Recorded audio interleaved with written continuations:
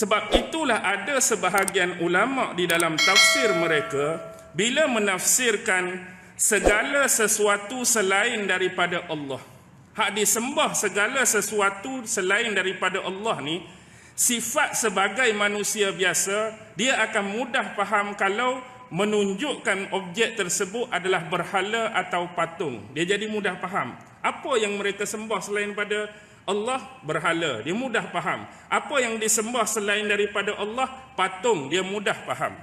Tetapi walhal secara hakikatnya, apa saja yang disembah selain daripada Allah, tak terkecuali dua tadi, objek lain juga boleh menjadi keberhalaan dan kemusyrikan di sisi Allah.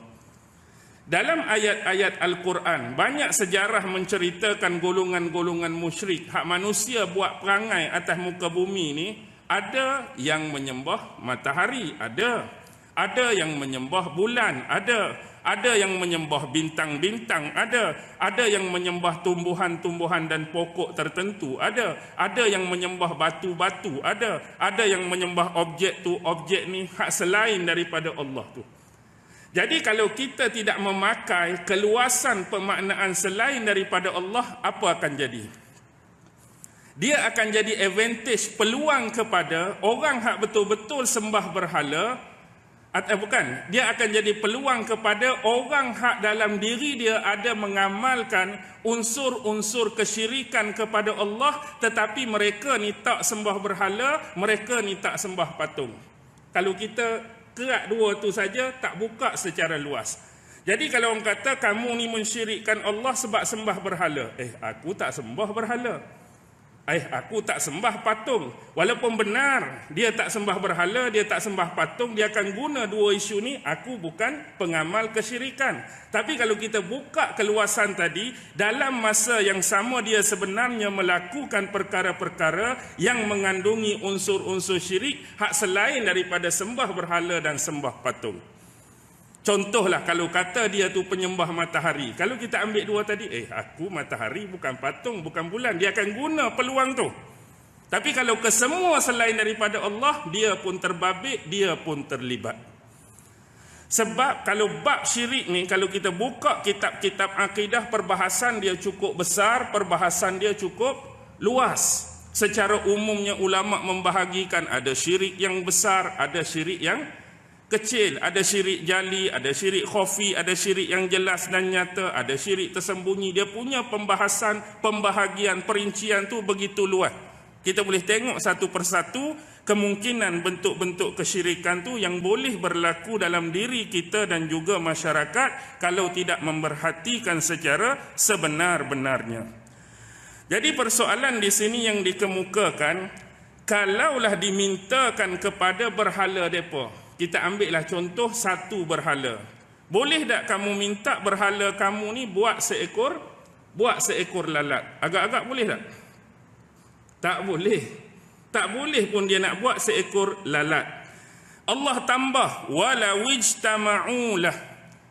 Kalaulah mereka ni berhimpun, bersatu, bersepakat semua berhala-berhala hak ada untuk menciptakan walau cuma juga seekor lalat pun tak mampu.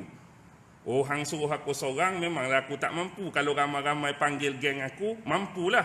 Kalau mampu, panggil semua berhala hak ada. Bukan kata satu berhala, 10 berhala. Satu dunia hak ada berhala ni berhimpun, buat meeting, berijtimak. Kita lagu mana ni? Orang cabak kita ni.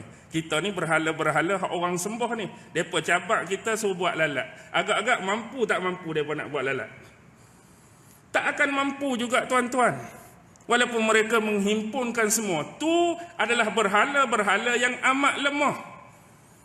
Allah bagi misal, Allah bagi contoh, Allah bagi penguntara. Bahkan kalau kita katakan lebih besar lagi, contoh penyembah tu, tadi yang disembah berhala. Kalau katakan penyembah tu manusia macam kita, yang Allah bagi ada kekuasaan, yang kita panggil kudrat, nak bergerak kepala, bergerak tangan, bergerak kaki, bergerak badan. Dalam tu ada otak-otak yang ada kecerdikan, keluarbiasaan, orang-orang PhD, orang-orang akademik, orang-orang bijak pandai, saintis-saintis, kita semua berhimpun, kita nak cipta satu binatang yang sama seperti ciptaan Allah yang namanya lalat. Agak-agak mampu ke tak mampu? Pun tak akan mampu. Hak tadi tu lemah, tak boleh bergerak, tak boleh buat apa. Kalau kata orang hak sembah berhala tu pun, hak cerdik-cerdik berimpun, suruh buat lalat pun tak akan dapat. Apa yang cuma mampu dibuat hari ni, hak kita boleh tengok apa? Kalau kita tengok dalam bidang militeri, ketenteraan, dah ada negara-negara tertentu dia cipta macam robot-robot kecil. Tapi bentuk robot tu apa? Dia buat macam robot lalat, dia buat robot nyamuk, dia buat robot patung-patung. Tujuan dia apa? Kadang-kadang robot, dalam robot tu dia ada kamera. Bila militeri ni dia guna untuk tujuan pemantauan, dia guna tujuan untuk tengok kawasan-kawasan musuh, satu-satu kawasan yang mereka nak terjah, mereka nak masuk, mereka nak ambush, dia hantar dulu benda ni. Jadi orang nampak apa? Orang nampak macam kecil je, tak ada apa kan. Jadi orang tak akan perasan. Sedangkan dia sudah buat pemantauan, dia pergi cek kawasan tu, kawasan ni musuh macam mana, keadaan muka bumi macam mana. Setakat tu je lah yang mampu. Nak betul-betul jadi macam lalat memang tak boleh.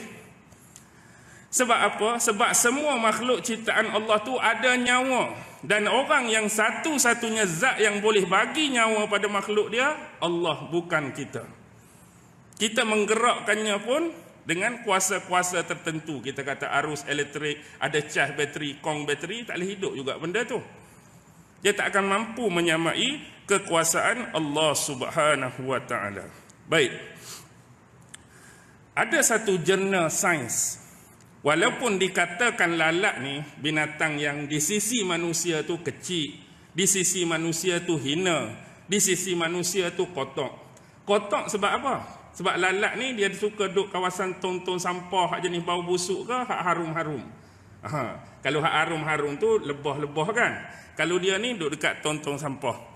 Dalam jurnal tersebut ada menyenaraikan keistimewaan-keistimewaan lalat. Dan ini kita tak boleh nafi. Setiap makhluk ciptaan Allah, nama dia haiwan ke binatang, pasti ada keistimewaan dan tugas dia.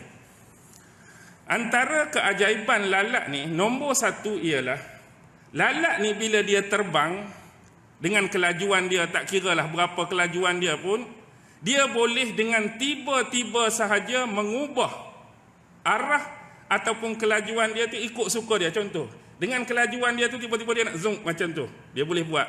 Dengan laju dia zoom, dia nak kok bawah, boleh. Kok ni pun boleh, kok ni pun boleh. Binatang lain pun ada juga boleh buat macam tu. Tetapi kelebihan lalat, dia boleh mengubah kedudukan dia tu, kona kanan, kona kiri tu, tanpa sedikit pun mengurangi tahap kelajuan dia. Maksudnya contohlah kita kata dengan kilometer tertentu. Contoh 20 km sejam, dia kona pun 20 km. Naik pun 20 km. Macam kita, Alphard kita, Wildfire kita, naik 200 jalan straight, tapi time nak kona U-turn, dia jadi berapa? Tak nak kena U-turn 200 jadi 20 dah lah. 20 dah. Cuba try 200 U-turn juga. Apa jadi kat Wildfire kita? Melambung dalam rumah orang lah. Hak straight pun 200, hak U-turn pun 200. Tapi dia cap tanpa mengurangi kepantasan dan kelajuan dia. Tu hebat dia. Satu. Yang kedua, pada mata dia. Mata lalat ni, kalau secara umum kita tengok macam ada dua bonjolan besar macam tu kan.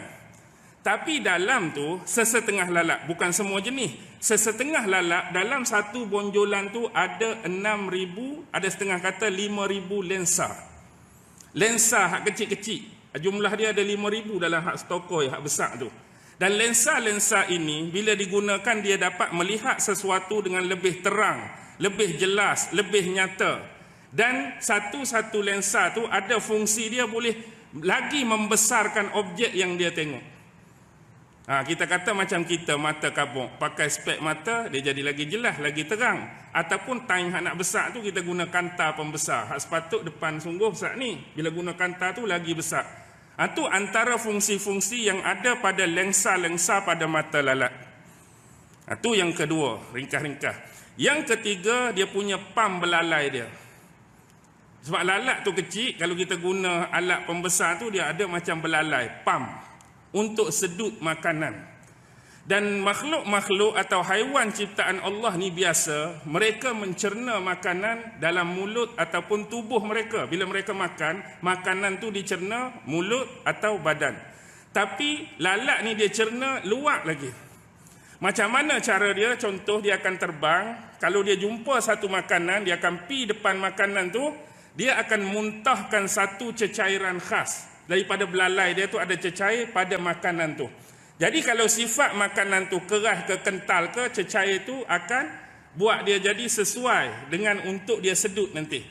Asalnya keras, asalnya mungkin kental. Tapi bila kena cecair yang keluar daripada belalai dia tu, dalam istilah sains, belalai dia ni disebut prosmosis.